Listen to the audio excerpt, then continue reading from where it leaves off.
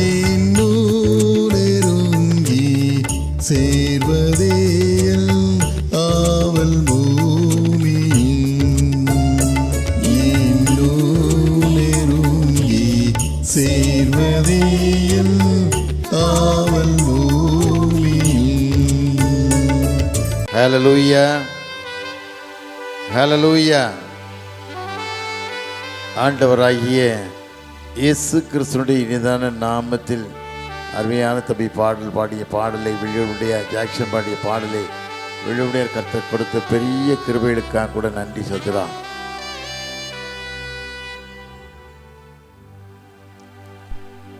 துதிகன மகிமையெல்லாம் ஐயா உமக்கே செலுத்துகிறோ. துதிகன மகிமையெல்லாம் ஐயா உமக்கே செலுத்துகிறோ. மகிழ்வுடன் தோத்திர பலிதனை செலுத்தி ஆராதனை செய்கிறோ. மகிழ்வுடன் தோத்திர பலிதனை செலுத்தி ஆராதனை செய்கிறோ. என்னே சுராஜா தோத்திரோ. என்னே சுராஜா தோத்திரோ.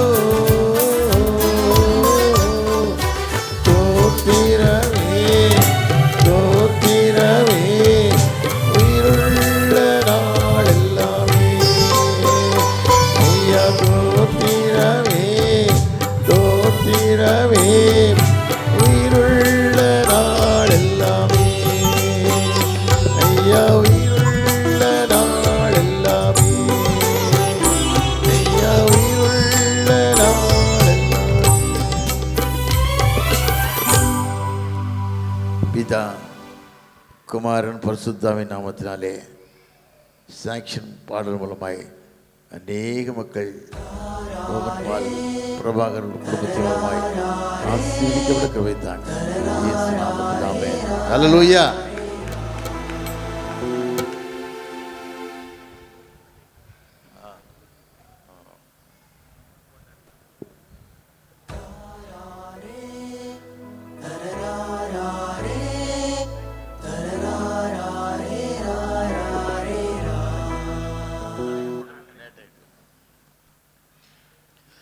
ஹல்லேலூயா. தம்பி என்னை வரைச்சது காலையில் 10 மணி. 10 மணிக்கு வர முடியல. ஏன் கேட்டால் நிறையா ஊர்களேருந்து நிறைய மக்கள் என்னை பார்க்க வந்து ஒரு கூட்டம். அது இல்லாமல் என்னுடைய சம்பந்தியுடைய இறந்த நினைவு நாள். கல்லறைக்கு போனோம். அது சூழ்நிலை என் மறுபடியும் திருமண மாளிகை ஒன்று கட்டிக்கிட்டு இருக்காங்க. அவருடைய நிலைக்கால் வைக்கணும். பல வேலைகள். தம்பி 3 குருவானவர்கள் மாதிரி 4 பேருக்கு மாதிரி வந்திருக்காங்க. அவங்களையும் சரியாக பார்க்க முடியல. இவ்வளோ மேலே இதுக்கிടെ இப்படி வருதுன்னு நினச்சி 11:30க்கு போயிடலாம் நினச்சி வந்தோம். லேட் ஆகிடுச்சு. ஆனால் இங்கே வந்து தம்பி எல்லா வேலையும் முடிச்சு வச்சுருப்பான்னு பார்த்தோம். அதுபோல நிறைய வேலைகள் நடந்திருக்கு. இன்னும் நாங்கள் சாயந்தரம் டோனவூரில்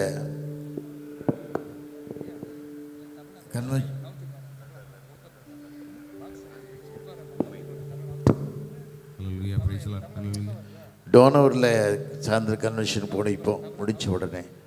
அதனால் அதிக நேரம் ஆகிடுச்சு. எல்லோரும் சாப்பிட்ற நேரமாகிடுச்சு. அதனால் பசி எதிர்பார்க்க மாட்டீங்கன்னு நினைக்கிறேன். என்ன யாரும் பசி எதிர்பார்க்க மாட்டீங்கல்ல. தேவ சமூகத்தில் காத்திருந்தது தான் மகிமை. மோசே நம்ம போல பாடுள்ள மனுஷனாக இருந்து 40 நாள் புசியாமலும் குடியாமலும் இருந்து சீனாய் மேலே காத்திருந்த காட்சியை பார்ப்பீங்கள்ல. 2 முறை காத்திருந்தார். 40 நாள் 80 நாள் காத்திருந்தார். அவர் காத்திருந்த நேரம் 1960 மணி நேரம்னு சொல்கிறாங்க. அவ்வளோ நேரம் காத்திருந்தார். நம்மளை 3 மணி நேரம் காத்திருக்க முடியாதுல்ல. அதனால் அவங்களுக்கு நல்ல ஆகாரம் எல்லாம் நடந்துக்கிட்டு இருக்குது. இந்த கெத்செமனே ஊழியத்தை கர்த்தர் விசேஷித்த கற்கொண்டு 30வது ஆண்டை காணுபடியாக கொடுத்த கர்த்தருக்கு நிறைய கிருபையை கொண்டு வழிநடத்தி பாதுகாத்துக் கொள்வராக. விசேஷமாக நாள் கூட அன்பு பேராயர் எட்விடையா வந்திருக்காங்க மங்களாபுரத்துலேருந்து. பெரிய தேவ மனுஷன். அவங்க மைத்தினர் தான் டிஜிபியை நம்ம தமிழ்நாடு முழுவதுக்கும் ராஜேந்திரன் ஐயா இருந்தாங்க. அவர் மைத்தினர் தான். பெரிய ஊழியம், பெரிய கிருபை பார்த்து ரொம்ப சந்தோஷம். அதில் நிறைய குருவானவர்கள் ஊழியெல்லாம் வந்திருக்கீங்க, ரொம்ப சந்தோஷம். சில மாடிட்டரும் வந்திருக்காங்க, ரொம்ப சந்தோஷம். கர்த்தர் சேஷித்த கரங்கொண்டு ஆஸ்வதிக்கட்டும். தேவ மகிமை இறங்கணும். தேவ மகிமை ஒவ்வொரு பேர் மேலே இறங்கணும். தேவ மகிமை இறங்கும்படியாய் நோக்கி பார்க்கலாமா? அவர் நோக்கி பார்த்த முகங்கள் பிரகாசமடைந்தன, வெட்கப்பட்டு போனதில்லை. ஆண்டவர் நோக்கி பார்க்க போகிறான். ஆண்டவர் முகத்தெல்லாம் ஆண்டவர் பார்க்க போகிறார். சீனாய் மலையினிலே இறங்கி வந்தவரே, சீனாய் மலையினிலே இறங்கி வந்தவரே, ஆத்மதாகம் தீர்க்க வாரும் இந்த வேளையிலே, எங்கள் ஆத்மதாகம் தீர்க்க வாரும் இந்த வேளையிலே, ஆவியானவரே, அன்பின் ஆவியானவரே,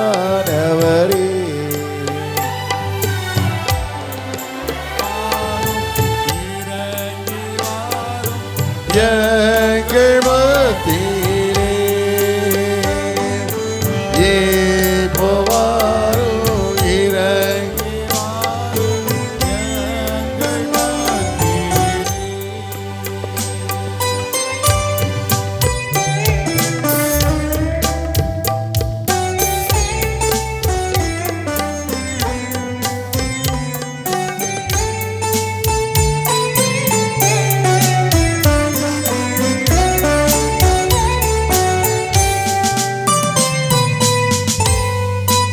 உள்ளையான சேற்றினின்று தூக்கி எடுத்தவரே, உள்ளையான சேற்றினின்று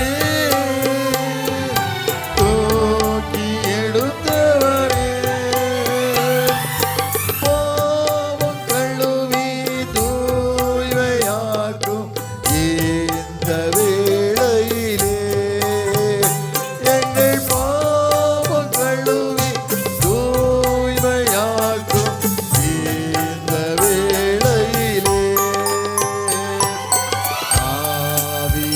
ஆவியானவரே, அன்பின் ஆவியானவரே, இப்போ வாரும், இறங்கி வாரும் எங்கள் மத்தியிலே, இப்போ வாரும், இறங்கி வாரும் எங்கள் மத்தியிலே.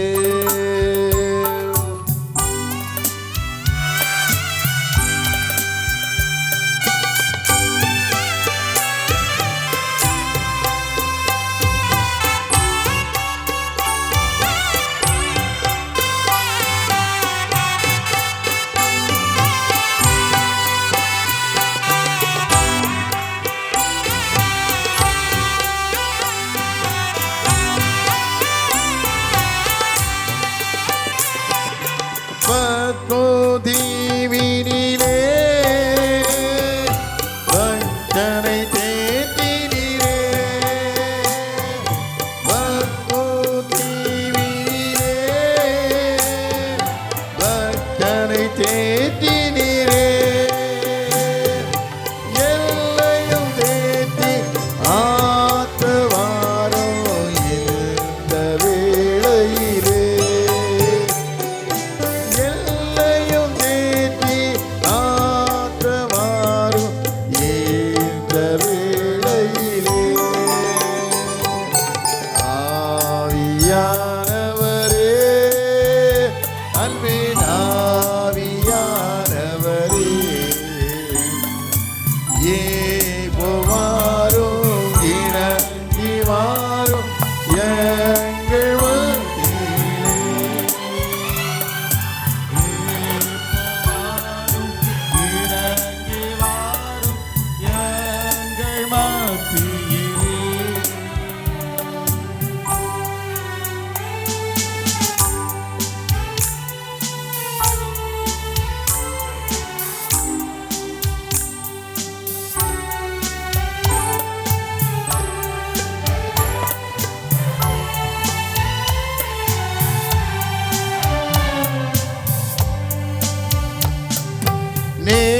நேசரின் மார்பினிலே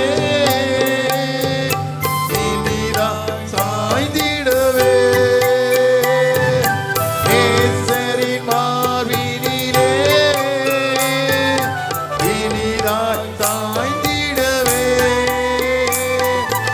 ஏகமுற்றேன் இரும்பி வந்து இந்த வேளையிலே. ஏகமுற்றேன் இரும்பி வந்து இந்த வேளையிலே. ஆவியானவரே, அன்பின் ஆவியானவரே, இப்போ வாரும் இறங்கி வாரும் எங்கள் மத்தியிலே. இப்போ வாரும் இறங்கி வாரும் எங்கள் மத்தியிலே.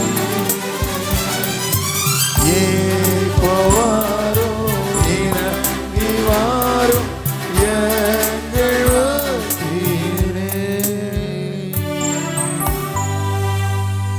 நல்ல தகப்பனே, மத்தியான வேளைக்காம் சமூகத்தின் நன்றி ராஜா. எத்தனையோ பேருக்கு அந்த பாக்கியத்தையும் கிருபையும் வாழ்க்கையை தந்தீங்கப்பா. அந்த கிருபைகளுக்காக கூட நன்றி சுவாமி. அடியானை மறைத்து வெளிப்படுத்துருங்க. வந்திருக்கிற மக்களுக்கு ஆறுதலான வார்த்தையை தாங்க. நீங்கள் பேசுங்க. வந்திருக்கிற ஊழியக்கார பிள்ளைகள், பேராயர்கள் ஒவ்வொருவரும் விசேஷித்த கரங்கொண்டு அபிஷேகித்து காத்துக்கொள்ளுங்க. கெத்செமனே ஊழியத்தை விசேஷித்த கரங்கொண்டு இன்றைக்கு இருப்பதை பார்க்கலாம் 1000 மடங்கு பெருக கிருபை தாங்க. தொடர்ந்து காத்துக்கொள்ளுங்க, வழிநடத்துங்க, பலப்படுத்துங்க. இயேசுவின் நாமத்தில் ஜெயங்கிற்கு நல்ல பிதாவே,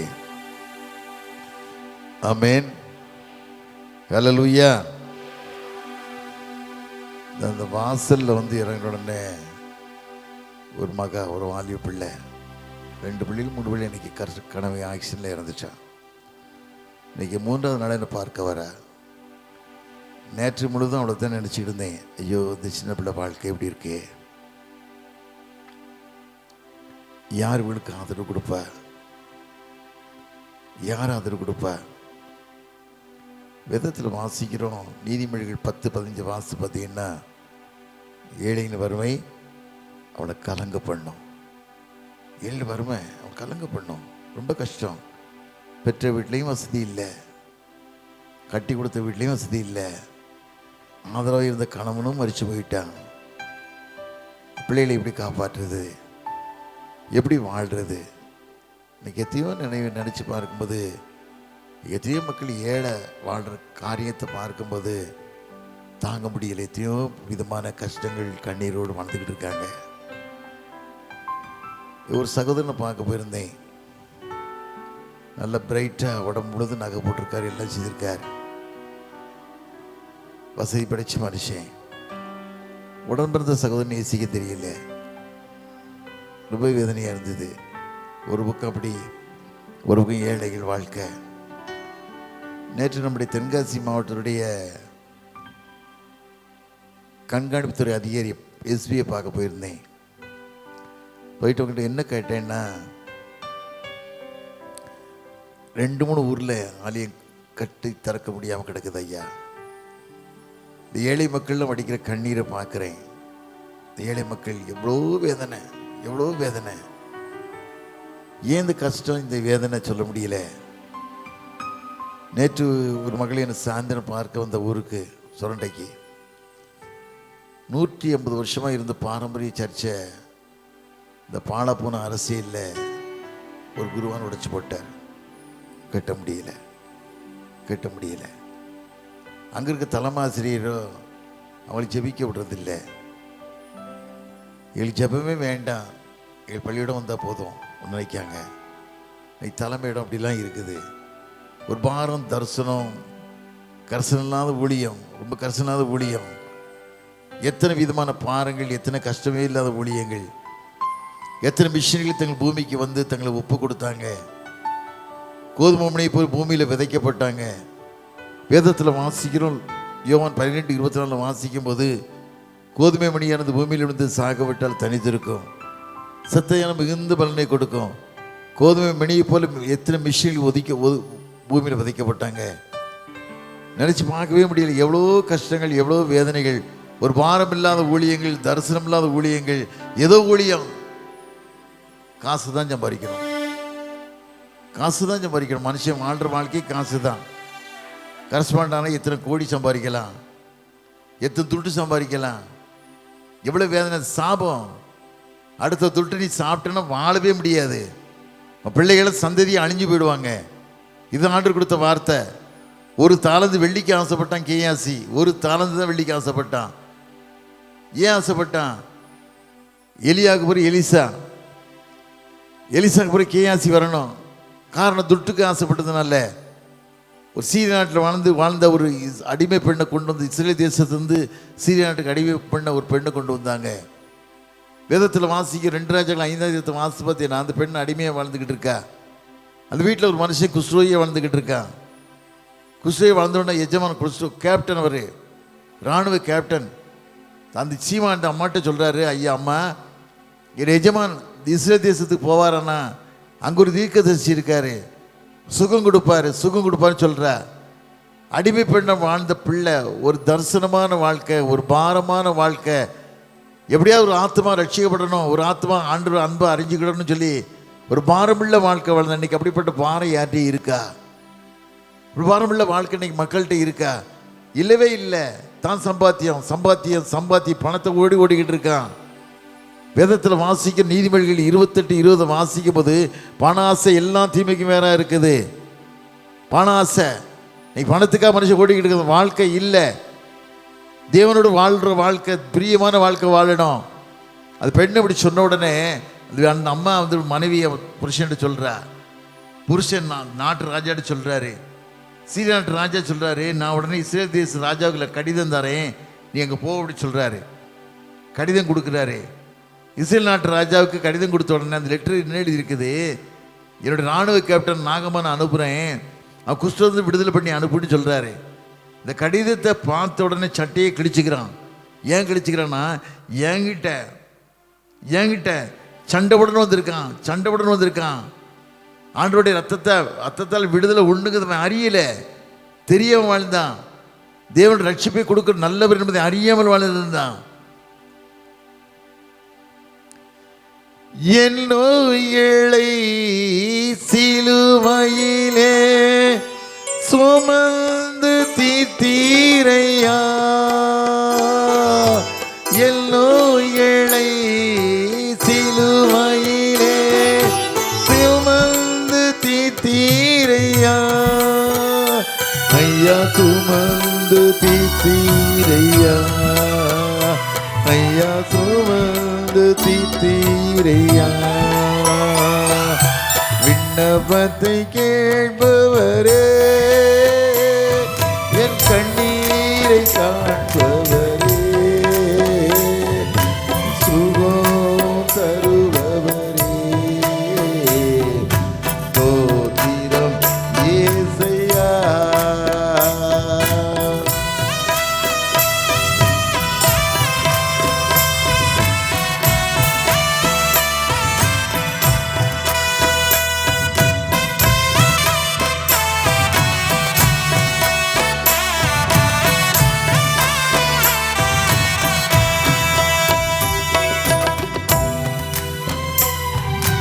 உம்மால் கூடும் எல்லாம் கூடும், ஒரு வார்த்தை சொன்னால் போதும். உம்மால் கூடும் எல்லாம் கூடும், ஒரு வார்த்தை சொன்னால் போதும். ஐயா ஒரு வார்த்தை சொன்னால் போதும், ஐயா ஒரு வார்த்தை சொன்னால் போதும். விண்ணப்பத்தை கேட்பவரே, என் கண்ணீரை காண்பவரே, சுகம் தருபவரே,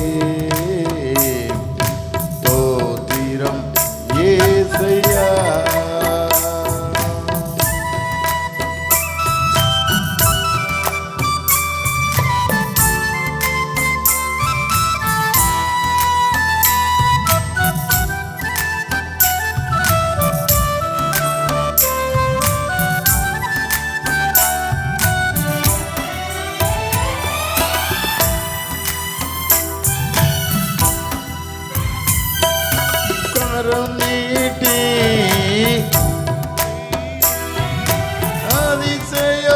செய்பவரே,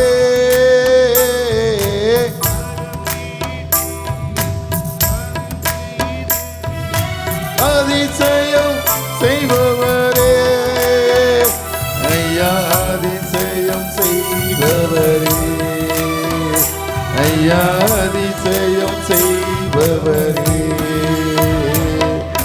விண்ணப்பத்தை கேட்பவரே, என் கண்ணீரை காண்பவரே, சுகம் தருபவரே,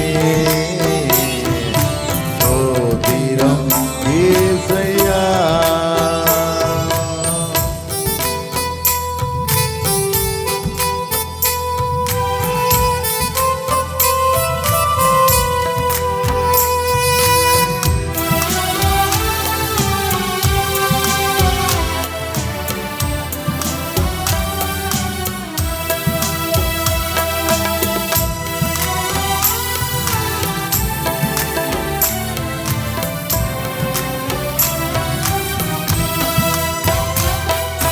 சித்தமுண்டு சுத்தமாக என்று சொல்லி சுகமாக்கிறீ,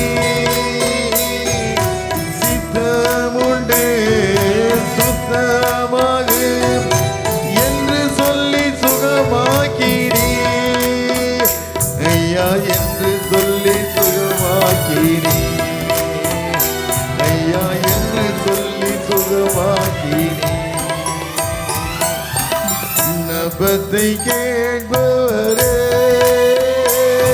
என் கண்ணீரை காண்பவரே, சுகம் தருபவரே,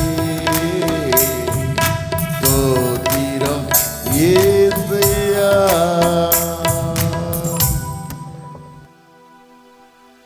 ஆண்டவர் உங்களுக்கு கிருபை தருவான்னு தெரியாது. அந்த கடிதம் சட்டையை கிழிச்சிட்டான். கிழிச்ச உடனே இந்த வார்த்தை அங்கே திக்குது. எலிசா கேட்குது. அவர் சொல்கிறாரு, அவர் இங்கே அனுப்பு, சிறவிலே தீர்க்கதரிசி ஒருத்தர் உண்டு என்பதை அறிந்து கொள்ளுங்க, அனுப்புடாங்க. இப்போ நம்ம ஆட்கள்லாம் அப்படி இல்லை, பணத்தை போச்சா எப்படி போவாங்க, மொய் மாதிரி மொச்சிருவாங்க, அப்படி போட்டு பேட்டி போட்டு மூடிடுவாங்க, யாருக்கும் தெரியாமல் ஆக்கிடுவாங்க. காசை பார்த்தாருன்னு தீர்க்கதரிசி அந்த பணத்தை எண்ணலை, காசை பெருசாக எண்ணலை. ஒரே வந்து சொன்னான், யோதனை போய் 7 தரம் முழுகிடான்னா, 7 தரம் முழுகிடனா. இவர் ரொம்ப ஆத்திரம். நான் கிட்ட வந்திருக்கேன், என்னை கொள்ளையடிப்பான்னு பார்த்தேன், என் கையை தடவி பார்ப்பான்னு பார்த்தேன், என் சரீரத்தெல்லாம் கை வச்சு தேய்ச்சி விடுவான்னு பார்த்தேன், என் நாட்டில் உள்ள அர்பார் தர்பார் நதியோட பெரிய நதியா அப்படின்னு சொல்கிறான். அப்போ நான் கையில் கொடுக்க மனுஷன் வேலைக்காரன் சொல்கிறான், ஐயா ஒரு பெரிய காரியம் செஞ்சுருந்தா செஞ்சுருப்பல்ல, அவனுக்கு ஒரு நாள் 7 தரம் முழுகுங்க, முழுகி பாருங்க. அது பேர் முழுகணுன்னு சிறுபடி மாம்சத்துக்கு போகிற மாறியது. வளர்ந்தது 6000 தாளந்து தங்கம், 10 லட்சம் தாளந்து வெள்ளி, 10 மாற்று வஸ்திரம். ஒரு தாளந்து நம்ம ஊர் மதிப்புக்கு 13 கோடி, நம்ம ஊர் மதிப்புக்கு 13 கோடி ரூபாய். வளர்ந்த பணத்தை பண்ண எத்தனையோ பணம் எப்படியோ ஆகியிருக்கலாம். தொடவே இல்லை, தொடவே இல்லை. நான் வாழ்க்கை போய் பணம் சம்பாதிக்கேன், கட்சியில் ஒன்றும் கிடையாது, கமிட்டி கிடையாது, ஒன்றும் கிடையாது, ரசீடு ஒன்றும் கிடையாது. அடித்தவர்கள் அவன் நினச்சி வாழ்ந்துக்கிட்டு இருக்கான். நிறைய பேர் வாழ்ந்துக்கிட்டு இருக்கான்.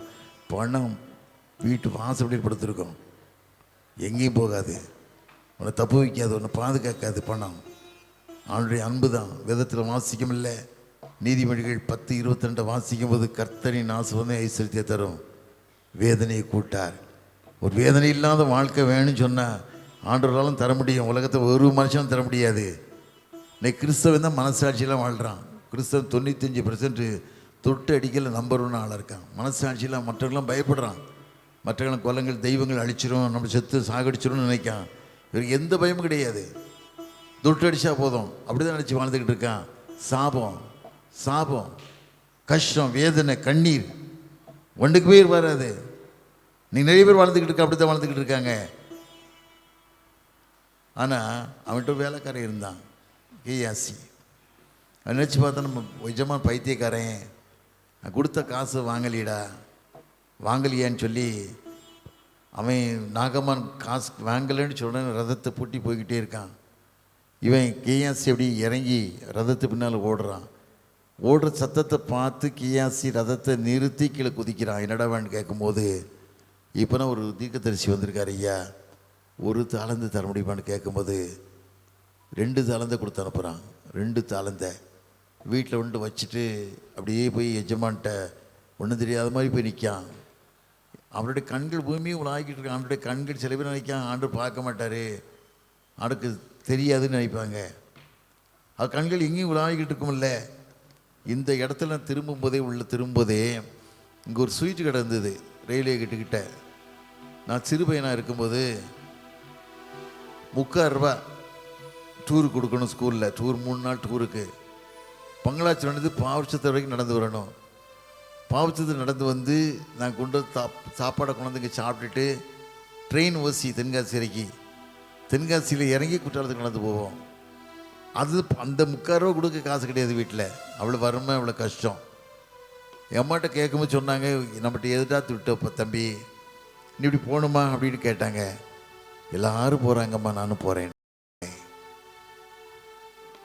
டூர் முடித்து வரும்போது எல்லோரும் இந்த கடையில் ஸ்வீட் வாங்கிட்டு இருக்காங்க. என்கிட்ட துட்டு கிடையாது. ஆனால் என்னோட கள்ளத்தனம், என்னோட திருட்டு புத்தி என்ன வச்சுச்சுன்னா, அந்த கூட்டத்தோடு நின்று நானும் ஸ்வீட்டு வாங்கிக்கிட்டேன்.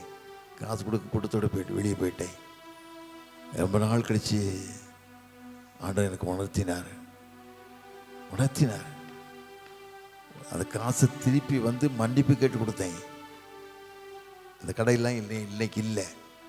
ஒரு குற்ற உணர்வு, ஒரு மனசாட்சி, இப்படித்தான் வாழணும், இப்படித்தான் வளரணும், இப்படித்தான் வாழ்வே இல்லை. அது மாதிரி என் கூட படிக்க பையன்கிட்ட 20 ரூபாயோ 2 ரூபாயோ எடுத்துட்டேன் காசை. அவர் ஒரு அக்ரிகல்ச்சர் ஆஃபீஸரை போய் இருக்கார், ரிட்டையர்ட் ஆகிட்டார். அந்த காசு எடுத்துட்டு அவர் நான் தான் காசை காணலன்னு கேட்காரு. நான் முந்திட்டேன். என்ன முந்திட்டேன்னா, இதை போய் வாத்தியார்ட்ட சொன்னேன், நான் போய் முதல்ல சொல்லிடுவேன், நீ தான் என்னை பழி சொல்கிறான் சார் சொல்லிவிடுவான். பயந்து சுவாத விட்டுட்டார். இதையும் ஆண்டவர் உணர்த்தினார். உணர்த்தியது காசை அவர் தேடி ராஜகோபாலபுரி காசை கொண்டு கொடுத்தேன். அது காரணம் வேதத்தில் வாசிக்கமில்லை. லூக்கா 19:10 வாசிக்கும் போது, எழுந்து போனதை தேடவும் ரட்சிக்குமே மனுஷகும் உலகத்தில் வந்த எதுக்கு சகைவனு மனுஷன் ஆண்டவர் எப்படிப்பட்டவர்னு பார்க்க ஆசைப்பட்டான். பாசப்பட்டு ஆண்டவர் எரிகிழந்து எரிசிலையும் போய்கிட்டு இருக்காரு. போகிற வழியில் காட்டத்தி மரத்தில் ஏறுறான். காட்டத்தி மரத்தில் ஏறி போய் மேலே ஏறி கொலைக்கில் உட்காந்து தலையை வெளியேட்டி பார்க்கான். ஆண்டவர் அந்த வெளியே மாறாரு. வரும்போது இடத்துல நின்று அண்ணார்ந்து பார்த்து மேலே பார்த்து, சகைவே கீழே இறங்கி வா, இன்றைக்கு நாங்கள் வீட்டில் தங்கணுன்றான்றாரு. வார்த்தை கேட்டோட எல்லாரும் சொல்கிறாங்க, அக்கிரமக்காரன், கொலைக்காரன், கொள்ளைக்காரன், அநியாயங்கள் சொல்கிறாங்க. ஆனால் அவன் சொல்கிறான், ஆண்டவரே நான் யாரிடமா அநியாயமாக வாங்கியிருந்தோன்னா 4 திருப்பி தரேங்க. ஆண்டவர் என்ன சொன்னார்? இவனும் ஆபிரகாமுக்கு குமாரனாக இருக்கிறானே, எழுந்து போனதை தேடவும் ரட்சிக்குமே மனுஷகுமே உலகத்தில் வந்தான்னு சொன்னார். நீ எந்த காரியத்தையும் எழுந்து போய் வாழ்ந்து கொண்டு இருப்பாயோ, நீ எத்தனையோ மக்கள், 7 மக்கள் வாழ்கிற கண்ணீரை பார்க்கும், 7 மக்கள் வடிக்கிற காட்சியை பார்க்கும்.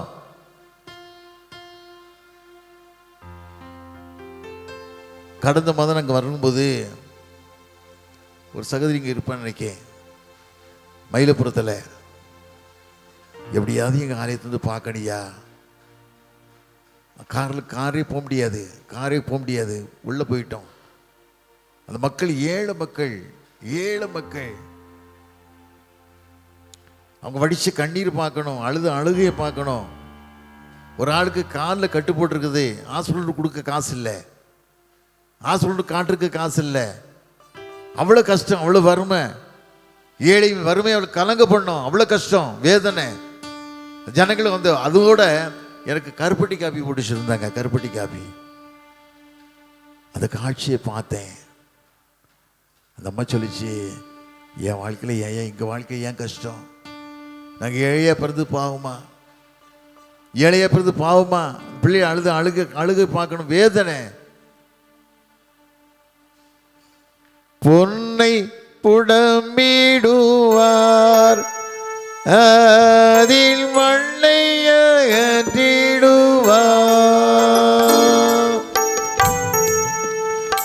மண்ணை புடமிடுவார்,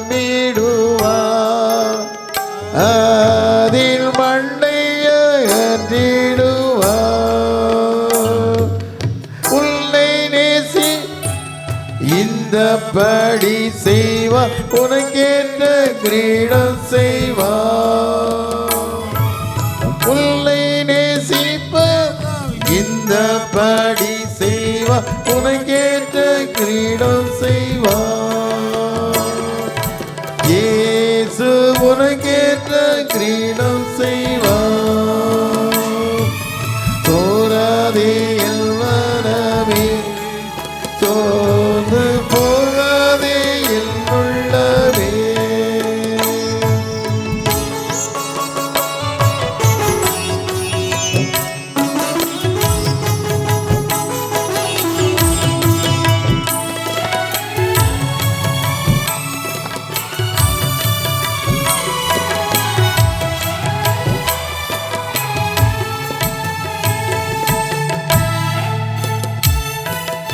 ஆண்டவர் பிள்ளைகளுக்கு வழிகேடும் நெருங்கிடும் உதிரவமே.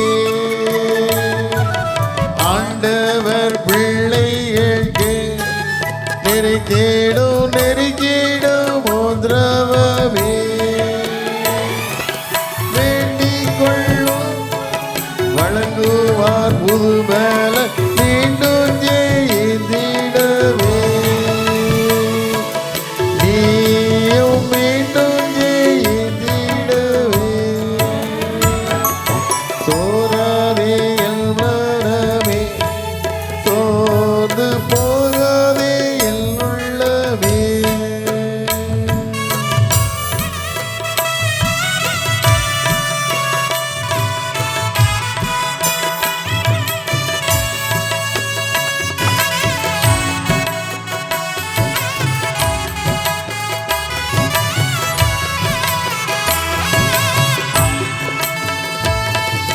அஞ்சாதே ஒன்று கூனி, அஞ்சி கிஞ்சாதே ஏது கூனி. அஞ்சாதே ஒன்று கூனி, அஞ்சி கிஞ்சாதே ஏது கூனி. பஞ்சாய் பறந்தீர் சஞ்சலம் யாவுமே, கெஞ்சிடும் உந்தனுக்கு. பஞ்சாய் பறந்தீடும் சஞ்சலம் யாவுமே, கெஞ்சிடும் உந்தனுக்கு. சோராதே என் மனமே, சோர்ந்து போகாதே என் நிலவே.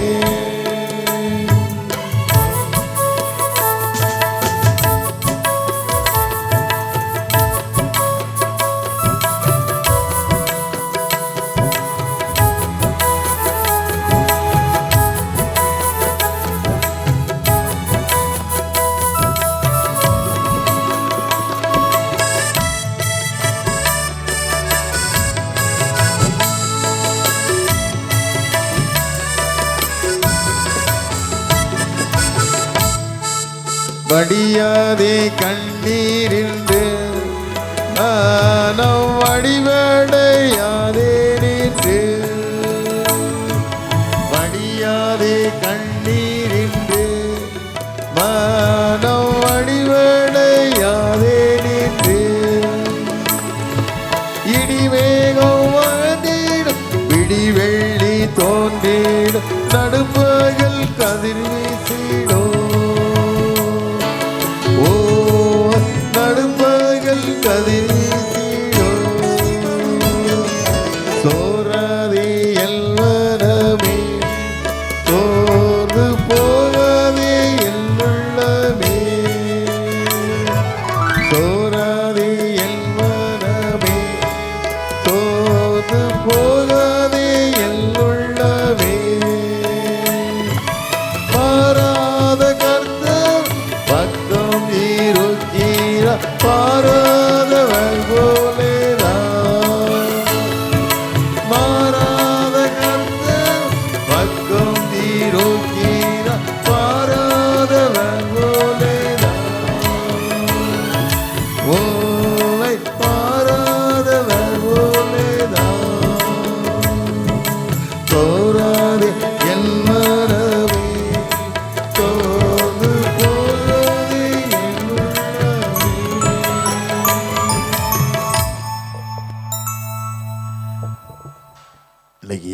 வாழ்க்கையை பார்த்தா ரொம்ப கஷ்டம், ரொம்ப கஷ்டம். நான் ஊரில் இருக்கும்போது, இப்போ ஊரில் இருக்கும்போது நிறைய பேர் என்னை தேடி வருவாங்க. நிறைய காலையில் பயங்கர கூட்டமாக இருக்கும். சில பேர் 40 பேர் வருவாங்க, சில நாளைக்கு 50 பேர் வருவாங்க.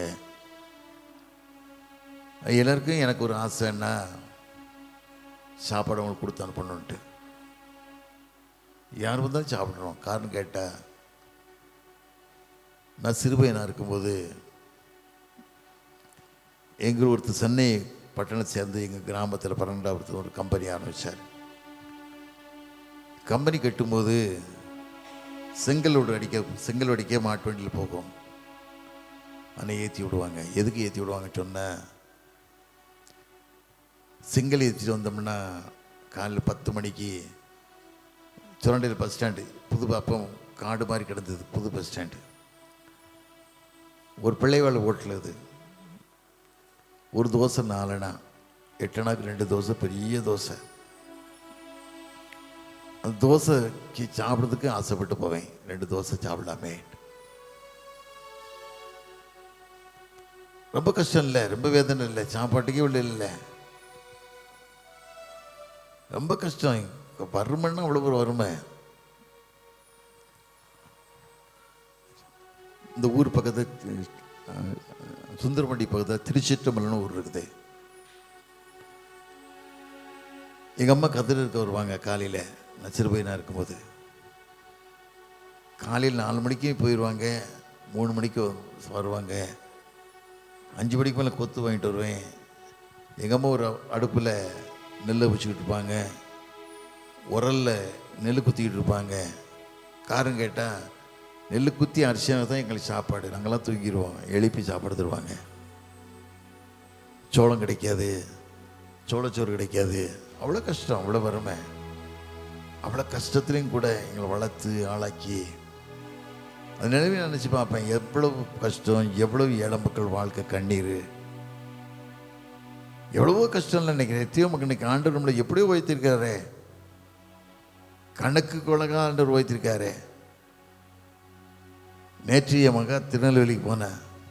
சில காரியத்தை சொன்னேன். ஏமா அப்படி செய்கிறேன்னு கேட்டேன். அவ சொன்னா, எங்கள் அப்பா சாதனாளியில் இல்லை, எங்கள் அப்பா சாதனாளியில் இல்லை, எங்கள் அப்பா பெரிய ஆள் இல்லை. அவ சொன்ன வேதத்தில் வாசிக்கும் போது ஆம்பரோடைய மகன் எலியேசர், அவருடைய மகன் ஈசாக்கு பொண்ணு பார்க்க எலியேசர் வீட்டில் விசுவாசம் வேலைக்காரன் பொண்ணு பார்க்க போவான். பெத்துல் வீட்டுக்கு பொண்ணு பார்க்க போவான். பொண்ணு பார்க்க போகும்போது இந்த ஊர் சேர்ந்த உடனே, அந்த வீட்டில் போய் சேர்ந்த உடனே, லாபான் வீட்டில் சேர்ந்த உடனே ஒரு வார்த்தை சொல்லுவான். ஆதியாம் 24:35 வாசி பார்த்தோன்னா, நிஜமா செல்வ சீமானாக இருக்காருமா, செல்வ சீமான்மா. ஒட்டகங்களும் குதிரைகளும் பயங்கரமான வசதின்னு சொல்லுவான். அப்படி ஒன்றுமில்லாமல் வாழ்ந்த என்னை அன்று உயர்த்தி சாட்சியாக வைத்து திருமணத்துக்கு வாழணும், திருச்சபைக்கு வாழணும் ஒரு எண்ணத்தை தந்து, இன்றைக்கி நிறைய பேர் ஏதோ பேசுகிறான், இது இல்லாமல் பேசுகிறான், இல்லை வாட்ஸ்அப்பில் அவன் இஷ்டத்துக்கு போடுறான். காரணம் கேட்டால், சில பேர் நேற்று கூட என்கிட்ட கேட்டாங்க, நேற்று கூட ஒரு கேசட்டை காட்டி பாருங்கள், இவ்வளோ அசையாக பேசுகிறேன். எனக்கு சேற்றில் விட்டு கல்லை போட்டால் நம்ம தெரிக்க போகுது, சேற்றில் கல்லை போட்டால் நம்ம தான் தெரிக்க போகுது. ஏன்னா அவனுக்கு குடும்பம் கிடையாது, ஒரு ஒய்ஃபு, நிறைய பேருக்கு ஒய்ஃபே கிடையாது, எப்படி நடத்தணும்னு தெரியாது, எப்படி சம்பாதிக்கணும் தெரியாது. நம்ம கடவுளுக்கு பிரியமா வேதத்தில் வாசிக்கும் இல்லை. அப்போஸ்தலர் 20:34 வாசிக்கும் போது பரிசுத்த பவுல் சொல்கிறார்ல, எனக்கும் என் கூட இருந்தவங்களும் சொந்த கேள்வி வாங்கி வேலை செய்துங்கார்ல, வாங்குவதை பார்க்கணும், கொடுப்பது பாக்கியங்கார்ல. அப்படி தான் வளர்த்துக்கிட்டு இருக்கோம். யார் தொட்டும் எடுக்கிறது இல்லை, யார் தொட்டுக்கும் ஆசைப்பட்டு போகிறதில்லை. ஒரே வாழ்க்கை, ராயனுக்கும் தேவனுக்கு செலுத்தணும் இல்லை. எப்படி இல்லாமல் சில பேர் பேசுகிறான், எல்லாம் பேசிட்டு போகிறான். ஐயோ பாவம் அவன். இதுதான் வாழ்க்கை. நம்பி சொன்னார்ல, ஊழியத்தில் எத்தனையோ கஷ்டங்கள் வேதனை ஒன்றுன்னு சொன்னார்ல. பரிசுத்த பவுல் என்ன சொல்கிறாருன்னா, 2 கொரிந்தியர் 11:29 வாசியன்னா, எல்லா திருச்சபை குறித்த பாரம் தான் நாள்தோறும் இருக்குதுங்காரு. எல்லா திருச்சபை குறித்த பாரம் தான் நாள்தோறும் இருக்குதுங்க. அதுதான் இருக்கும், வேற ஒன்றும் இல்லை. திருச்சியில் உள்ள மக்களெல்லாம் எப்படி சம்பாதிக்கணும், துட்டு அடிக்கணும், இதைத்தான் வாழ்த்துக்கிட்டு ஒழிய ஒரு சாட்சியுள்ள வாழ்க்கை, மகிமை செலுத்தக்கூடிய வாழ்க்கை, ஒரு மகிமையான வாழ்க்கை வாழக்கூடிய எண்ணங்கள் அநேக பேர் இல்லை. நீ ஒரு வாழ்க்கை தான், உலகம் ஒன்றும் கொண்டு வந்ததில்லை, கொண்டு போகிறதில்லை. நீ வாழ்கிற ஒரே வாழ்க்கை தான். அந்த ஒரு வாழ்க்கை தேவனுக்கு பிரியமான வாழ்க்கை. உனக்கு ரத்தம் சிந்தி பாடுபட்டாரே, 40க்கு 1 கூட 39 அடிகள். ஒரு மனுஷன் 40 அடிச்சா அடிக்கக்கூடாது. 39 அடிகள் அடிக்கப்பட்டு முதுகெல்லாம் உழப்பட்ட நிலம் போல மாறிச்சு. மாறுறது மாத்திரமல்ல, எத்தனை வேதனைப்பட்டார், எத்தனை கஷ்டப்பட்டார், எத்தனை கண்ணீர் வடித்தார். நான் மனுஷனா மாறணுங்கிறதுக்காக, நான் திருடனா இருந்து மாறணுங்கிறதுக்காக, அக்கிரமக்கார வாழ்க்கை மாறணுங்கிறதுக்காக தான் ஆண்டு இத்தனை கஷ்டப்பட்டார். இது காட்சி நினைச்சு பார்க்கணும். ஒவ்வொரு நாட்களும் நினைச்சு ஆண்டவர் பட்ட பாடுகளை, அவர் சிலுவையை சுமந்து கொண்டு போகும்போது, அந்த கிதரோன் ஆற்றை கடந்து போகும்போது எத்தனை முறை கீழே விழுந்தார், எத்தனை முறை காயங்களை பட்டார். அது மாத்திரம் கோர சிலுவையில் தொங்கும்போது எத்தனையோ கஷ்டங்கள், எத்தனையோ கண்ணீர், தாகம்னு சொல்றாரு. காடியை கொண்டு கொடுக்குறாங்க, வாயில வைக்க முடியாது, கசப்பு. எதுக்காக? எனக்காக தான். தாகம் தாகம் என்றீ எனக்காய் கருக்கப்பட்டீ, காயம் காயம் என்றீ எனக்காய் கருக்கப்பட்டீ, திரு ரத்தமே துடிக்கும் தாய் உள்ளமே, தூய திரு ரத்தமே துடிக்கும் தாய் உள்ளமே, அன்பே கல்வாரி அன்பே உம்மை பார்க்கையிலே என் உள்ளம்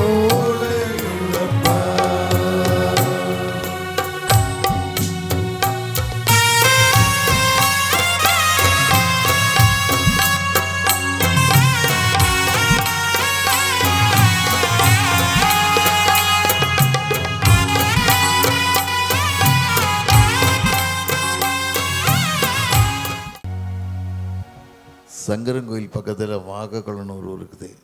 எல்லாருக்கும் தெரிஞ்சிருக்குன்னு நினைக்கிறேன். டாக்லெட் மிஷினரி அந்த ஊழியத்துக்கு வரும்போது 1860 ரூபாய்க்கு 3 ஏக்கர் நிலம் வாங்கியிருக்காரு. 1860 ரூபாய்க்கு 2160 ரூபாய்க்கு ஒரு ஆலயம் கட்டியிருக்காரு. ஒரு தம்பி எமில்னு ஒரு ஊழியக்காரங்க இருந்தார். எமில், அப்புறம் கிங்ஸ்லின் தம்பி இப்போ குசுபலாபுரத்தில் இருக்கார். அவங்களாம் இருந்தாங்க.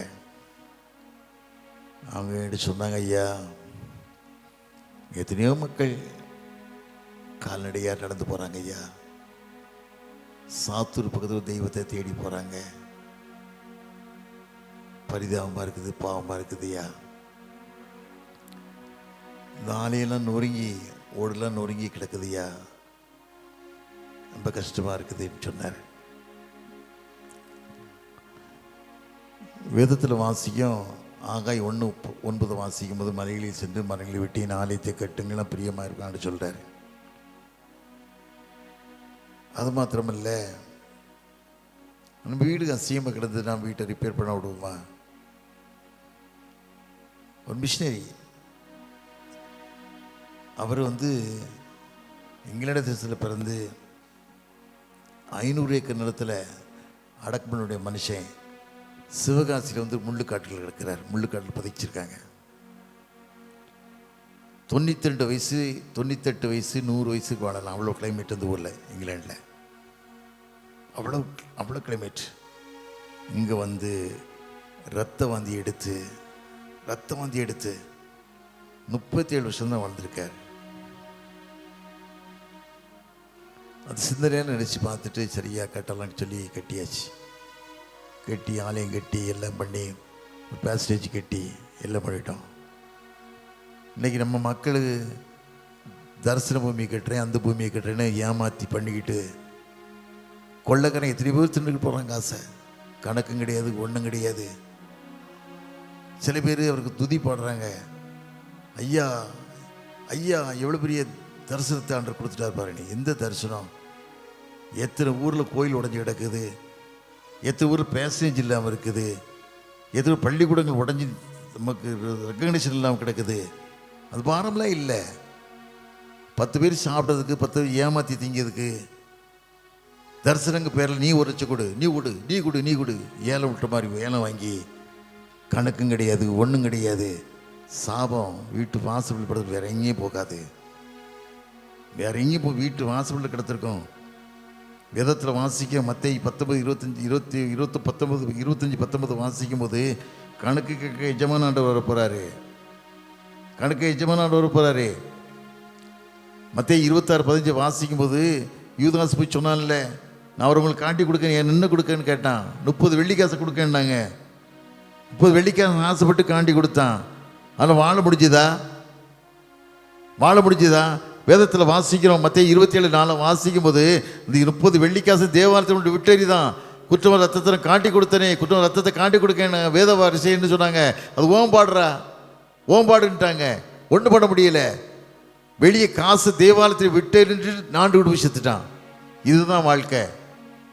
திருட்டுத்தனமாக சம்பாத்தியம் பண்ணி திருட்டுத்தனம் கணக்கு இல்லாத வாழ்க்கை வாழ்ந்து கடவுளுக்கு உரமான பாவத்தை செய்வாங்கன்னா இதுதான் வாழ்க்கை. வேற ஒரு வாழ்க்கையும் கிடையாது. நிறைய பேர் அப்படித்தான் வாழ்ந்துக்கிட்டு இருக்கான். ஒரு சாட்சி இல்லாத வாழ்க்கை, உண்மை இல்லாத வாழ்க்கை, ஒரு பாரம் இல்லாத வாழ்க்கை, தரிசனமே இல்லாத வாழ்க்கை வாழ்ந்துக்கிட்டு இருக்கான். எதுக்கு தரிசனம்? பாரம் வேணும். எத்தனை மக்கள் வடிக்கிறாங்க கண்ணீர். ஒரு கல்யாணம் பண்ண முடியும், எத்தனை குடும்பங்களை சீரழிஞ்சுக்கிட்டு இருக்குது.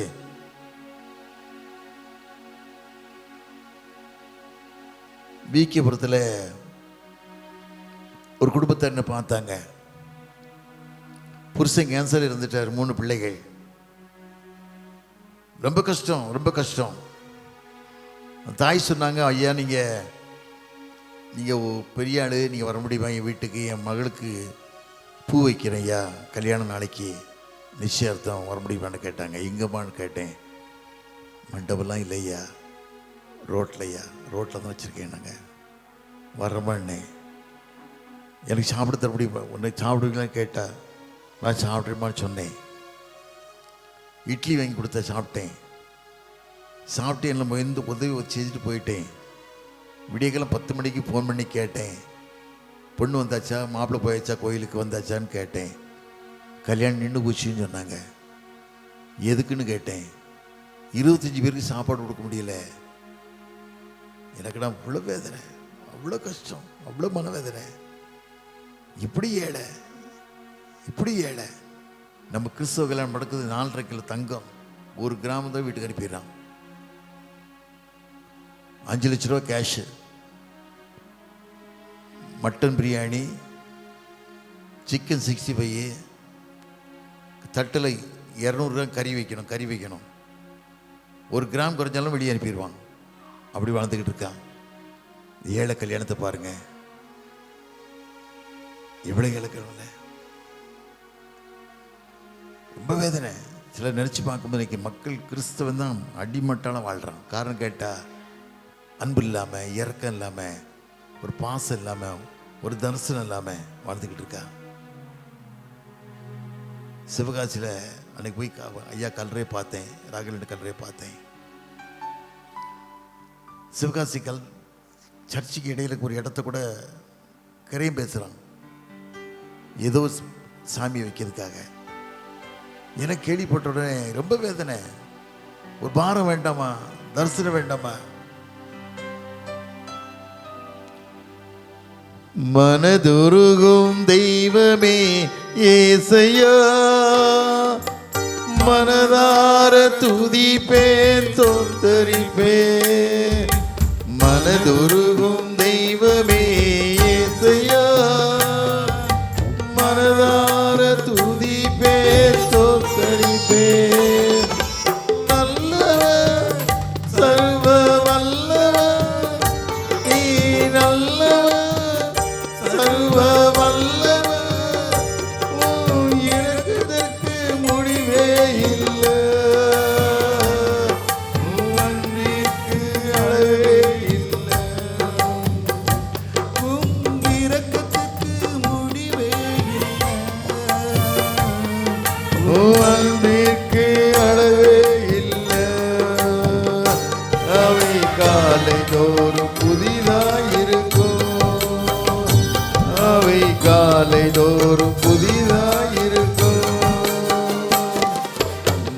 மனதுருகும் தெய்வமே இயேசையா. மனதார துதிப்பேன் ஸ்தோத்தரிப்பேன்.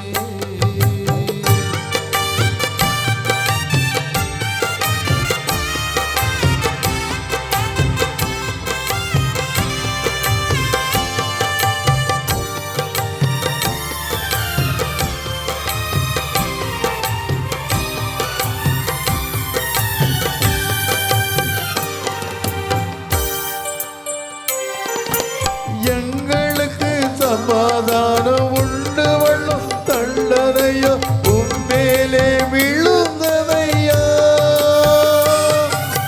எங்களுக்கு சமாதானம் உண்டு வள்ளும் தண்டனையோ உம்மேலே விழுந்ததையா. ஐயா உம்மேலே விழுந்ததையா. ஐயா உம்மேலே விழுந்ததையா.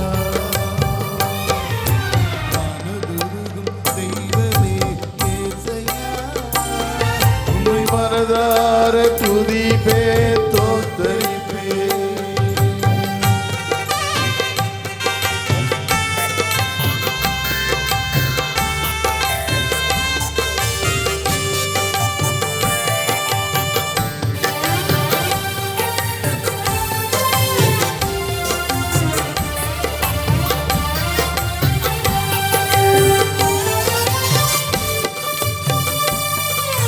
மெய்யாக எங்களது பாடுகளை ஏற்றுக்கொண்டு துக்கங்களை சுமந்து கொண்டீர்.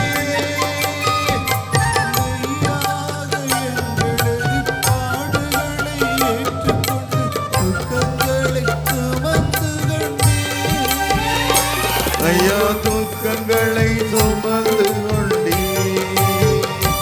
ஐயா துக்கங்களை சுமந்து கொண்டீர். மனதுருகும் தெய்வமே இயேசையா. மனதார துதிப்பேன் ஸ்தோத்தரிப்பேன்.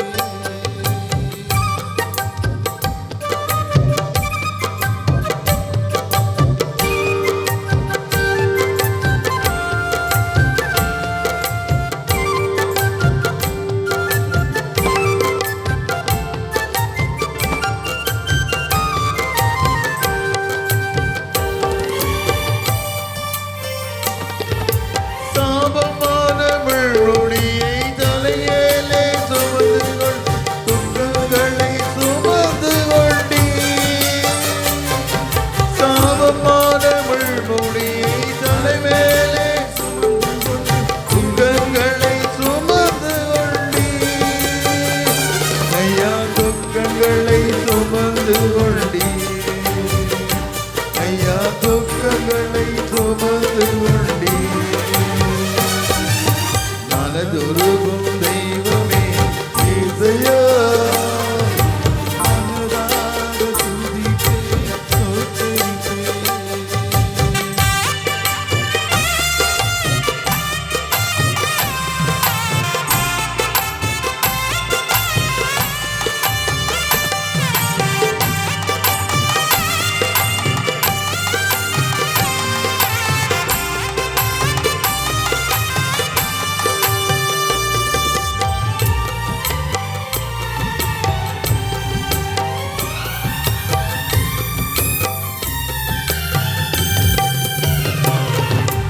எங்களது மீறுதலால் காயப்பட்டு நொறுக்கப்பட்டு தழுவுகளா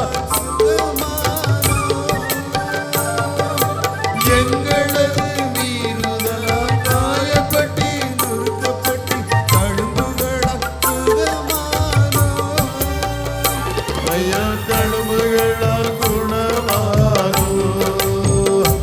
ஐயா தழுவுகளால் குணமானோ. மனதுருகும் தெய்வமே இயேசையா. உம் மனதார துதிப்பே தோத்தரிப்பே. மனதுருகும் தெய்வமே இயேசையா. மனதார துதிப்பே தோத்தரிப்பே. நல்லவர் தருவ வல்லவர் நீர்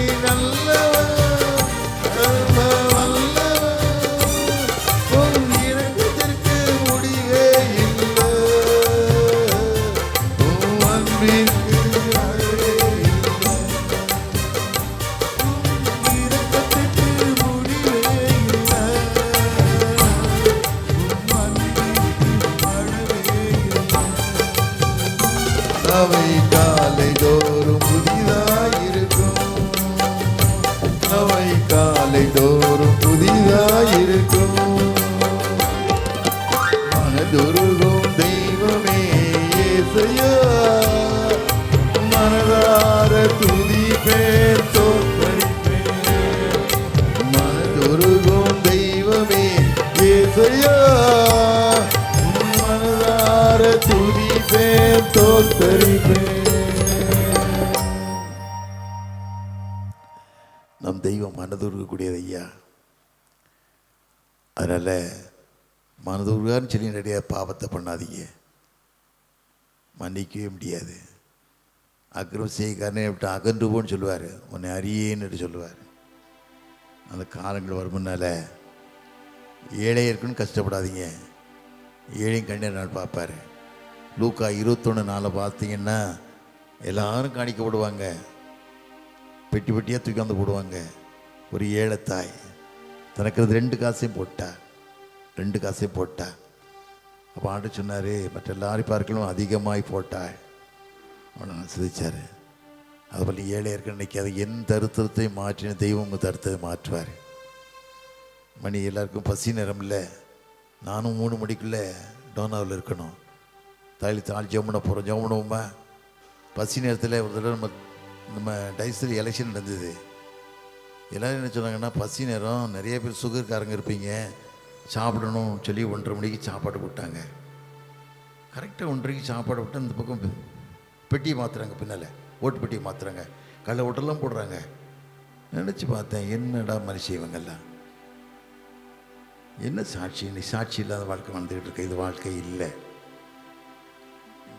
ஒரு வாழ்க்கை உண்மையாக வாழ்ந்துட்டு போகணும், பரிசுத்தமாக வாழ்ந்துட்டு போகணும். பரிசுத்தம்லாம் தேவனை தரிசிக்கவே முடியாது.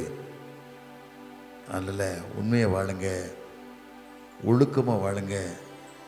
பிள்ளைக்கு கஷ்டமாக ஜெபம் பண்ணுங்க, யார்கிட்டையும் போகாதீங்க. ஆண்டவர் பாருங்க, வேதத்தில் வாசிக்கும்ல, சங்கீதம் 34 வாசிக்கும் போது அவர் நோக்கி பார்த்த மகள் பிரகாசமடைந்த வெட்கப்பட்டு போகாது, வெட்கப்படவே மாட்டீங்க.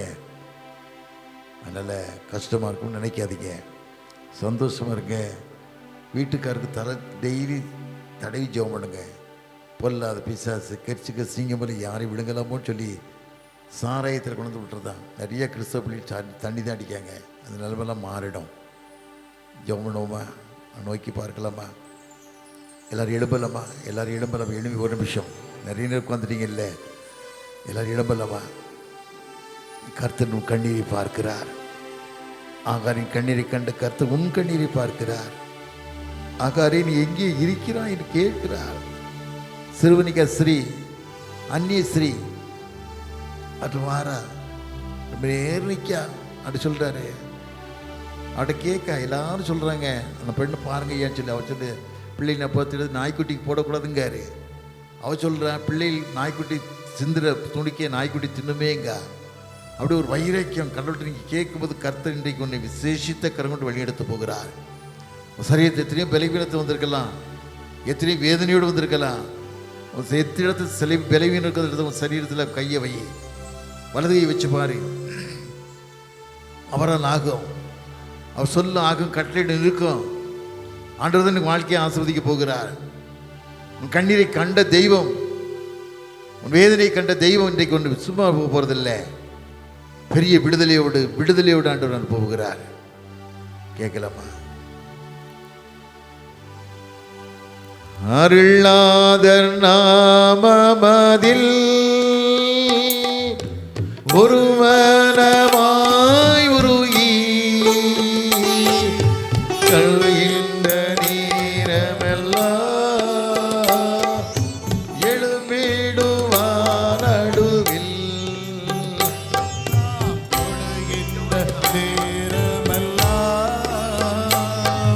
எழும்பிடுவார் நடுவில். அருளாதர் நாமமதில் ஒரு வனமாய் உருகி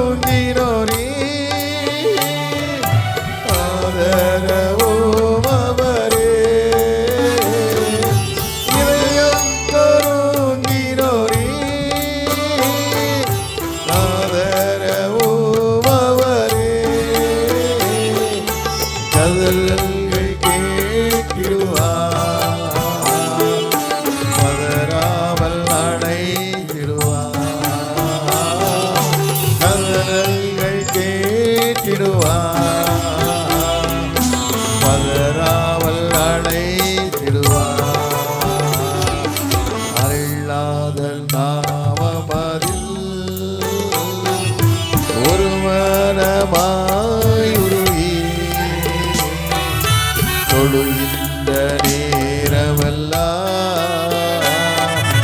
எழும்பிடுவார் நடுவில். நாம் தொழுகின்ற நேரமெல்லாம் எழும்பிடுவார் நடுவில்.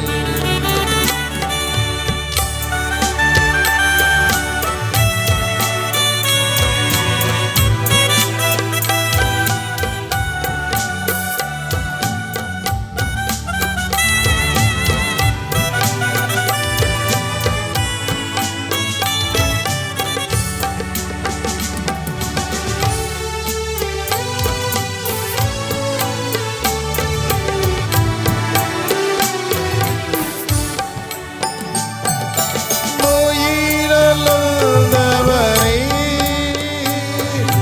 தாயன் பலடைப்பவரே,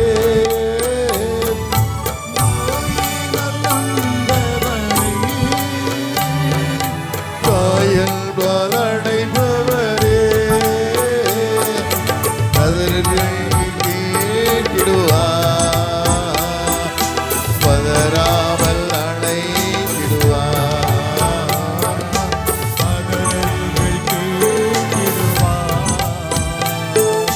பதறாமல் அணைத்திடுவார்.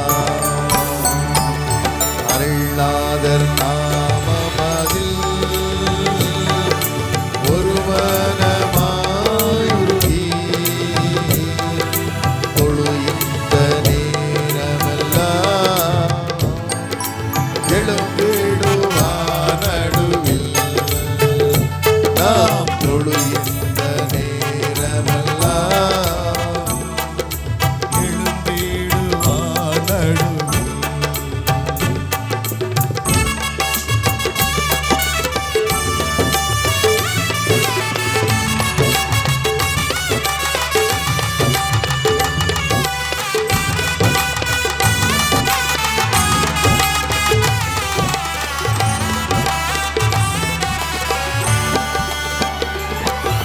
மாயையில் மயங்கினோரை தைதந்து காப்பவரே, மாயையில் மயங்கினோரை தைதந்து காப்பவரே, தூயாவிடுவார், தூயோராய் மாற்றிடுவார், தூயாவிடுவார், தூயோராய் மாற்றிடுவார். அருளாதர் நாமமதில் ஒரு மனமாயுருகி தொழுகின்ற நேரமெல்லாம் எழும்பிடுவார் நடுவில். நாம் தொழுகின்ற நேரமெல்லாம் எழும்பிடுவார் நடுவில். நாம் தொழுகின்ற நேரமெல்லாம்